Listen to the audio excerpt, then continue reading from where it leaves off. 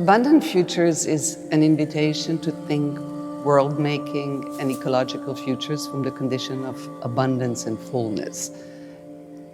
We see abundance as the principle of life, of all life. Life is defined by multiplication, inventiveness, promiscuity. Life is that what multiplies, what exists in abundance. Again, all forms of life, vegetal life, animal life, human life.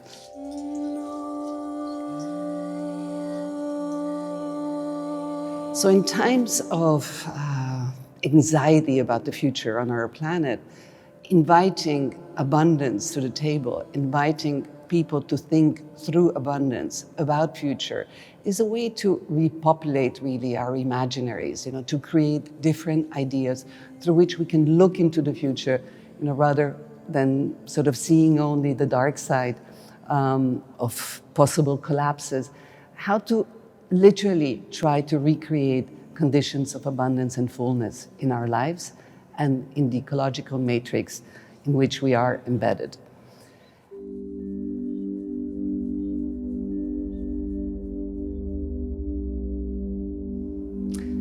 One of the arguments that are exemplified in the exhibition is the argument, the idea of the ecological matrix. And the ecological matrix is not just, nature per se, but it is that principle of vitality and multiplication we have talked about. So for instance, Ernesto Neto's Esqueleto Globulus, a piece that is in the sort of main corridor atrium of the exhibition, to me represents a membrane of a tissue. And a membrane of a tissue is something very, very simple, but highly intelligent. It is that humans, animal, and vegetal life all have. And these tissues, they're flexible, they're inventive, they sustain and always have sustained, bodies. And I define bodies as basically that has a membrane, that has, let's say, some form of a differentiation between what is outside and what is inside. And when we see the tissue, this matrix that Ernesto has created, we understand that bodies are actually not closed entities. They're not like cupboards, where you close a door, but they're porous, right? They're translucent, they're transparent, they allow the interaction between the inside and the outside. So for me, this is a very important and key piece in visualizing and allowing visitors to actually enter that matrix, to feel that they are inside of that tissue that unites us. Another work from TB21's collection is Matthew Rich's Family Farm. And the Family Farm, as in practically all the works by Matthew, combines a very personal story. It is the family farm that had belonged to his grandmother in a place that is now Heathrow Airport, and was an apple farm. And so it's the memory, it's the restitution of the memory of that farm with its trees and sort of structures on one hand, but at the same time, it is the model of all the powers and energies that are actually guiding our sort of universal life. The Brazilian artist Beatrix Milhazes has a beautiful painting in this exhibition called Maresias. And it is a work that is really dedicated to flowers, both as a principle of beauty, the beauty of very simple flowery life, but also as the underlying principle of any form of ornamentation, but also of mathematics. Right? So there is no understanding of algorithm without really having studied, the way plants and flowers grows. And I think, again, this is a painting that is very specifically giving us an idea of the depth and the plurality and the multiplication of flowery ornaments, but in some ways relates to much deeper principles of entering, understanding, and relating to life.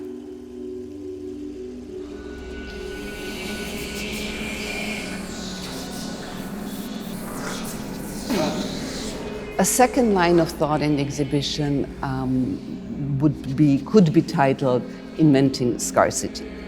And here in this particular room, we have behind me a work by Alora Calzadilla called Blackout, which I think very much exemplifies my the line of thought.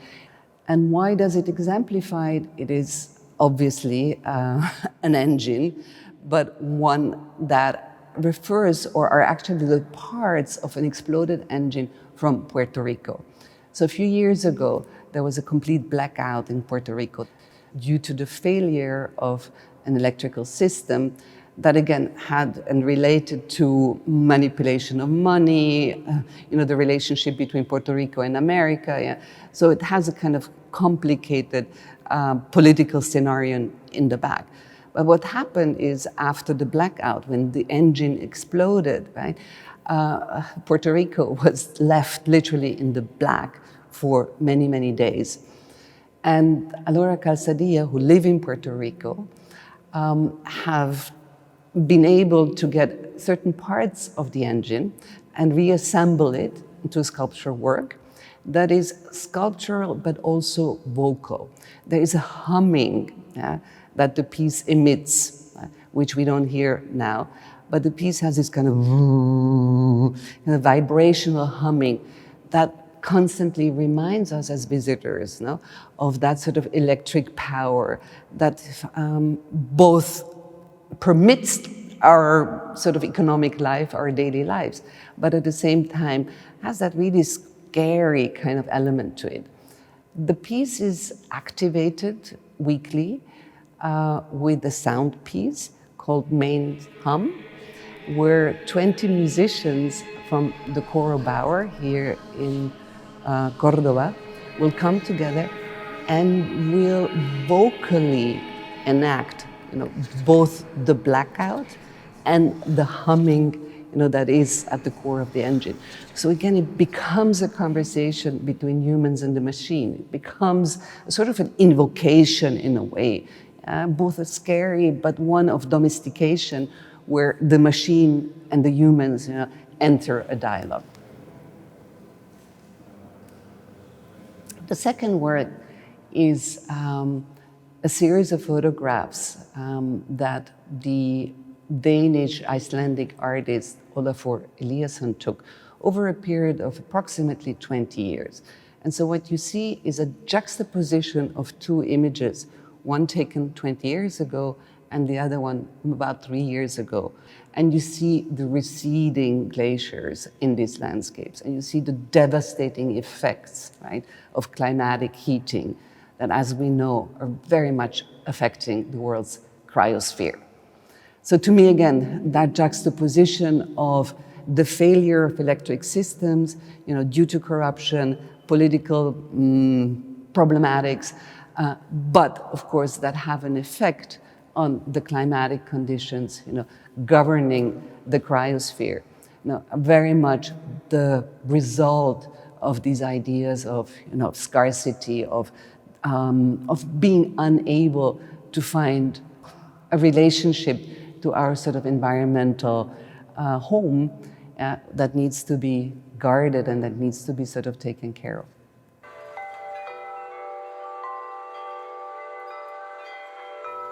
A third line of investigation in the exhibition is, I would call it, enacting abundance. And enacting abundance, paradoxically for me, has to do with restituting crafts, practices, marginalized ways of creating simple but not simplistic, simple but highly intelligent, highly articulated ways of living.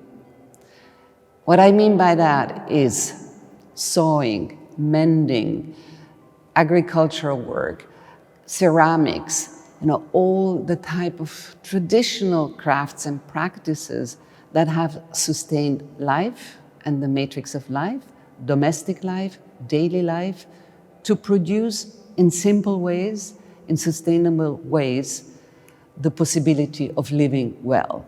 Because living well is not a matter of consumption. It's not a matter of accumulating things.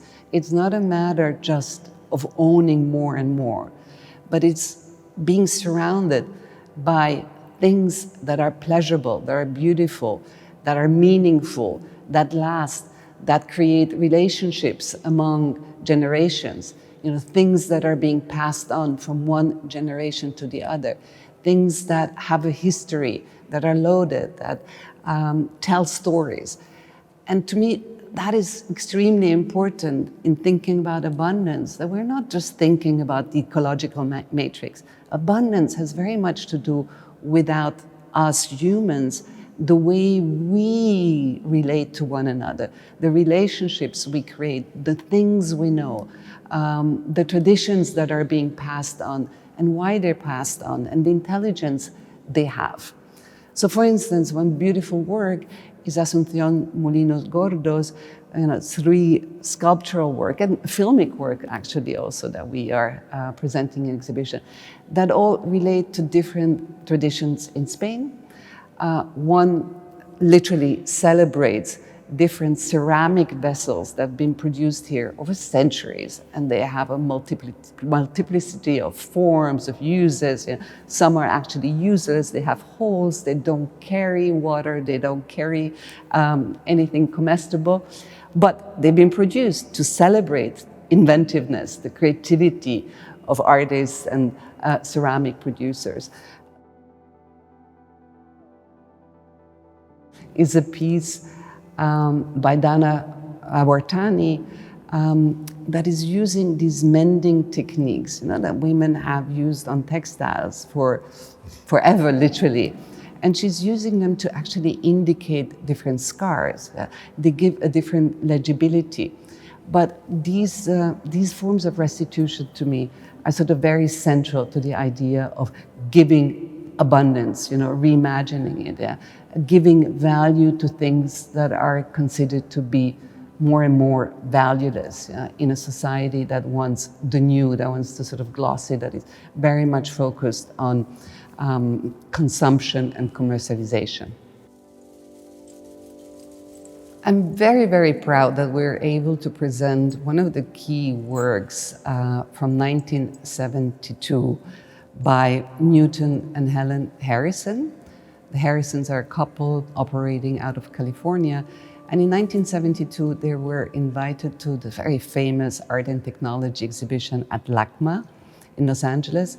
It was an exhibition that was really celebrating the possibility of thinking art and science together. The piece is called Survival Piece Number 2, Shrimps Farm. And it's called Survival Piece because at the time, 72 was just before 73 oil crisis, already these ideas that we might not sustain large population on the planet. We have to think about replacements. We have to create our own food in domestic settings. It's a very strong and prevailing idea. So the shrimp farm consists of 4 different ponds, 20 centimeters of water, more or less, which have a different degree of salination. And in each of them, we have microalgae, and we're growing different shrimps. But in addition to growing the shrimps, there's an effect which is very beautiful, and that is that the different level of salination produce different colorations of the water through the beta-carotene that the algae are producing as a byproduct to sort of, adapt to their environmental condition. Plata has started to sort of implement little points of acupuncture in the museum. So the museum has 4 distinct patios, and in these patios there are these planters, these flower planters. So we are recultivating them because they've been empty all of the time. We have put a few other planters outside of the museum, which are going to be also planted. We are working there with a group called Semillas Silvestres, again, Cordoba-based, incredible group of people. And they have done a very amazing proposal, choosing plants that would substitute petrol-based products. And they're exemplary. No, they're plants which can be either used to substitute for oil, for gasoline, yeah, through vegetal products. They're products that, or they're plants that can be used for basket weaving. They're plants that can be used for textile production. They're plants that can be used to create biomass. So they're different type of plants that we have put in these spaces, that we've planted in these spaces, that we're going to cultivate, but really as an exemplary form that, in a way, there are substitutions. So if we are thinking abundance, we also have to think about substitution. Yes, certain things will run out. Certain things have, let's say, a certain amount or certain capacity on the planet. But there are substitutions, there are possibilities of either consuming less, creating substitute, thinking about ways of better utilizing it, and therefore, through all these activities together, having the possibility of thinking abundance.